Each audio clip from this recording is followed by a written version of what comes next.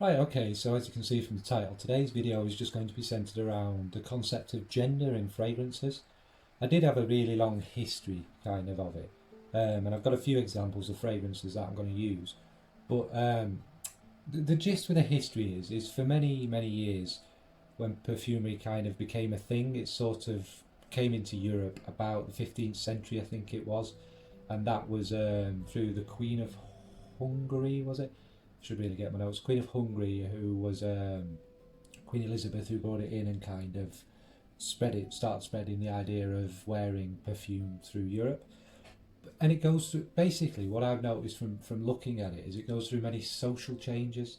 And then really this whole concept of us in the West, because it's very different elsewhere in the world, having gender specific things really took hold in the 20th century, which is when American aggressive capitalism kind of became a thing, and that kind of specific marketing to certain groups. If you make something that appeals to everyone, you're not going to sell as much because not as many people are going to buy it. But if you're told because you're this, you should buy this, then more people from that specific group are going to buy it, and then the others who are told, well, you're not this, so you should buy this, are then going to buy from that group. Hence the male-female side of things, because it makes it very specific.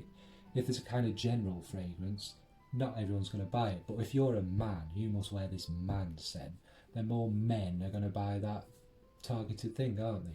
That's my opinion. Obviously, I'm not going to preach. There's no right or wrong answer to this, and who am I to say anyway? But hopefully, what you get from this is the bottom line is wear what the hell you want. Don't wear what you're told to wear or what you think you should wear because it's specifically targeted to you, because it might come in a blue bottle instead of a pink bottle. That's just ludicrous. And of course, it's all subjective. Something might work on you, it might not work on you.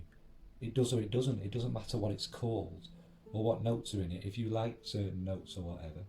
Plus, who made a note, male or female? How can that be possible? That if you wear leather, you must be a man. Where's that come from? And obviously, over the years, the trends in the specific fragrances have changed, such as men's fragrances nowadays are a lot sweeter than they used to be 20, 30 years ago, and women's vintage fragrances used to have a lot of animalics in it, a lot of civet, a lot of kind of castoreum and these kind of skanky animal notes, and now they're all pretty and flowery and lovely or what have you. But so it's all what is marketed towards us and what we're told we should smell like and feel like. But anyway, I'll get in. So first up, I want to talk about this fragrance, because this fragrance is pioneering and groundbreaking, and I know not everyone loves it, and I know it's it gets a lot of grief. But you've got to think, in 1989 when this came along, there was nothing like it, nothing at all. Men's fragrances had all, they had to be smell a certain way, didn't they? Your lavender, you've got all your fougères and your chypres and your aromatics and things like that, and that's what men smelled like. That's what you were told you had to smell like. And then this came along. Yes, this is very synthetic, but that's by the by. But what it is a very androgynous.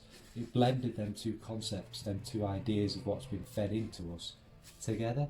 There's nothing in this that is particularly what you would call feminine or masculine, but it's very sweet. It's got things that maybe in them days would have been, for women. It's got lots of florals, orange blossom, which again has changed who wears it. But anyway, I'm not going to get it too much into the history of the notes and things.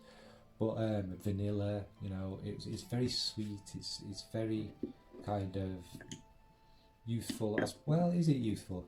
We associate it being youthful because it was youthful in our day. Maybe it's a bit dated now, but this did kind of change the game. And without this, we wouldn't have had Le Male or 1 Million, Invictus, maybe even Aventus, because you've got to think that this sweet thing for men just wasn't done. So yeah, that's my first one, Chief. And I have talked a lot about this, and you know what I think about this. I think this kind of did change the game with what, without this, maybe or if you're a man, you'd still have to smell of lavender and leather and whatnot. So yes, Dupont. Now the next game changer on the list that kind of, I think, massively proves what I'm trying to say is Dior Homme. Now Dior Homme, without doubt, let's face it, if you'd smelt this for the first time, and it wasn't called Dior Homme, it was just called Dior, all these years ago when this came out, you would have thought it was a woman's perfume because it uses a lot. Alright, it's got woods in it and stuff, but the pear and the kind of sweeter lavender and obviously the iris are all traditionally feminine notes. This is, for all intensive purposes, a woman's perfume. But this is where it totally proves my point that it's marketed. Homme, Dior Homme. Because of the name and because it was marketed towards men, nobody now would ever think that this is a woman's perfume, that it's anything else but a man's fragrance, which just shows what idiots might not be the right word, but what fools we are. And I'm sick of watching list after list of featuring this fragrance where they'll mention this, how lovely it is, how much they love the iris in it, how beautiful it is, and then in the same sentence they'll bring out another fragrance, but this one might lean feminine. This one has a tradition. I'd struggle with this because it's a bit feminine. But you wear Dior Homme, it's a woman's perfume with Homme written on it, so you think it just, alright, we're getting a bit wound up. But this is the fragrance that irritates me the most, but also again is pioneering it, kind of pushing it. Dior shouldn't have called it Dior Homme, they should have just called it Dior All or something like that, and marketed it as a unisex fragrance. Who wouldn't love a woman smelling of this? Yeah, alright, I'm waffling on and on. This is one of them fragrances. I love it, but when I hear people talk about it really irritates me, because, like I say, in the same sentences of appreciating and loving this as they should, they will then talk about something, a niche fragrance that might be unisex or whatever, and go, but it leans a bit feminine, it leans a bit masculine, because it doesn't have the word Homme written in it. So, oh my God, it might not be for a man. Who says it's for a man? But anyway, that's enough ranting about Dior Homme. We're obviously talking about both genders. I don't have the original bottle, but this is a version of Alien. Now, Alien is, again, for all intents and purposes, traditionally a kind of man's, more masculine fragrance. It's got the florals, but it's more androgynous, isn't it? It's dark jasmine in this. But obviously I'm talking about the original. But then it's got kind of the woody undertones, and it's the white musk. And that's where it's a confusing one.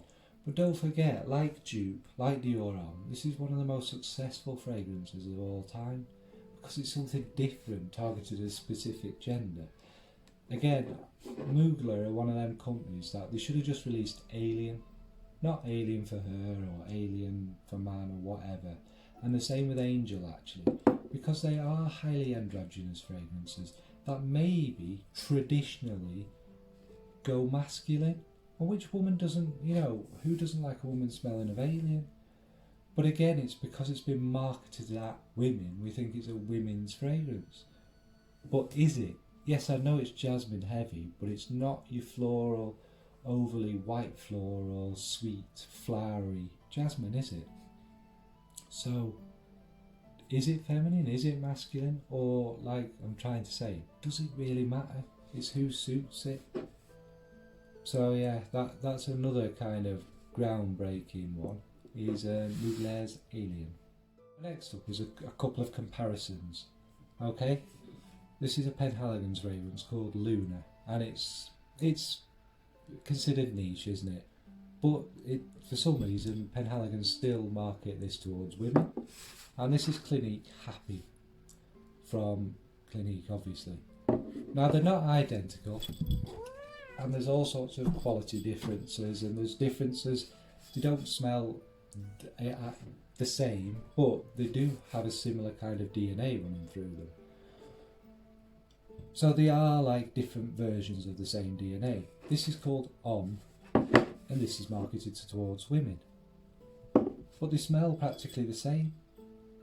So if you're a man, you've got to be scared of wearing this one because it's for women.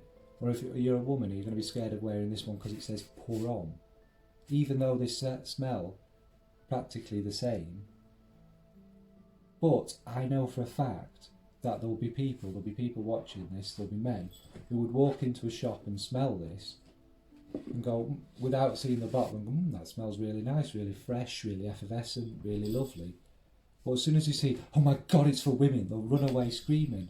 That won't be a real man if they wear that. Yet, they'd smell this and see it says for men and wear it quite happily and not feel uncomfortable wearing it because you've been told that it's not for you. But that's my first comparison. And kind of my last one is, this is obviously, I've decanted Kilian into this. Love and Tears. And this is Burberry London for women. And again, they're not the same, but they have the same DNA. They have that same kind of white floral, fresh kind of feel about them. This is unisex, and this is for women. So a man would probably quite happily wear this, but wouldn't wear this. Why not? Why wouldn't you wear this when it's not the same, but the same kind of DNA and the same idea as this? Why wouldn't you wear it? Is it because you've been told if something's unisex that it's up to you? Why is it different if it's not called unisex? Why is that not down to your personal choice? Why would you be comfortable wearing this but not comfortable wearing that? And vice versa, the same the other way round. Why would a woman not want to smell of incense and dark musks and dark leather? Why would that be wrong? And let's face it, I'm a man, I sometimes wear fragrances like that. I like the smell of that on me. Why would I not like the smell of that on a woman? That makes no sense.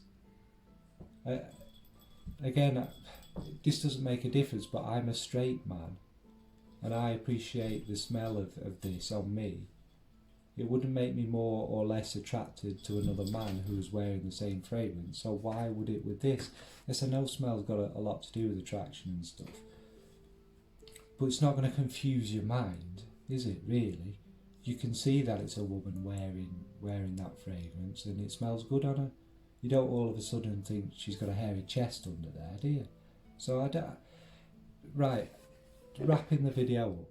First of all, thanks to Claire Smurfy Girly for kind of drawing attention to this area, which is something that's kind of bothered me for a while. And the more I've got into fragrances, personally, I mean, I'm not innocent. I used to think like this. I sometimes say leans feminine, leans traditionally, but whatever. No one's innocent with this. It's just about, maybe it's about time we opened our minds, isn't it? We started to see past the marketing nonsense and start choosing for ourselves what works on us. Stop being worried also about what other people think. That again is ridiculous. I don't know. I'm speaking to men here. If you're a Liverpool fan but you live in Manchester, are you not going to wear your Liverpool shirt because you might get a bit of grief? Or you're scared of what other people might say? So why would you do that with fragrance? If you like, I don't know, Miss Dior, if you like the DNA, you like the smell of it, which why wouldn't you? It's nice. But it says Miss Dior. Does it make you a woman? Are you compelled to put on a bra? I don't think so. So I'm not ranting, and I know it's a difficult thing to get things that we're kind of brainwashed into thinking into our minds out of your mind and opening your mind. But it's funny, isn't it? How it's so easy. If that Miss Dior all of a sudden changed its name to Mr. Dior, I bet it would be a top-selling man's fragrance. And that's the point I'm trying to make. Don't let these companies treat us as stupid. A fragrance, a smell, has no gender. Anyway, that's the end of this video. Sorry it was a bit but I do feel quite passionate about this topic. Thanks, bye.